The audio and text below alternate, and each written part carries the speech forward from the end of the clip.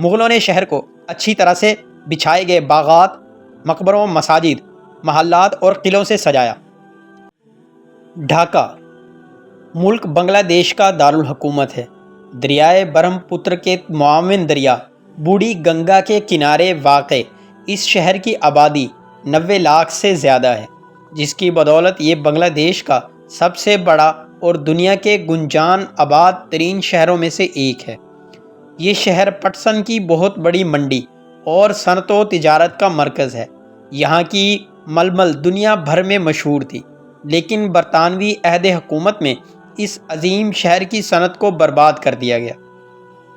ڈھاکہ اپنی خوبصورت مساجد کی وجہ سے بھی شہرت رکھتا ہے۔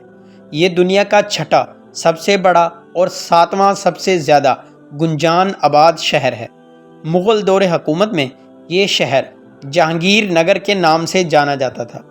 برطانوی راج میں یہ کلکتہ کے بعد ریاست بنگال کا دوسرا بڑا شہر بن گیا۔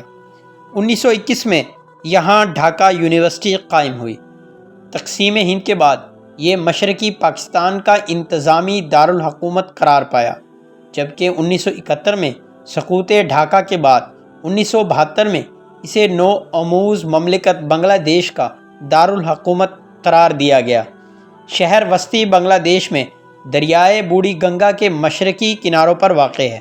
شہر کا کل رقبہ 815 مربع کلومیٹر ہے اور یہ 7 اہم تھانوں دھان منڈی، کوٹ والی، موتی جھیل، رمنا، محمد پور، سترہ پور، تیج گاؤں اور 14 ثانوی تھانے گلشن، میرپور اور کھل گاؤں اور اتارا وغیرہ پر مشتمل ہے۔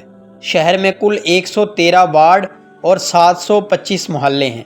ضلع ڈھاکہ کا کل رقبہ 1463.60 مربع کلومیٹر ہے اور جس کے گرد غازی پور، منشی گنج، راجبری نارائن گنج اور مانک گنج کے اضلاع واقع ہیں۔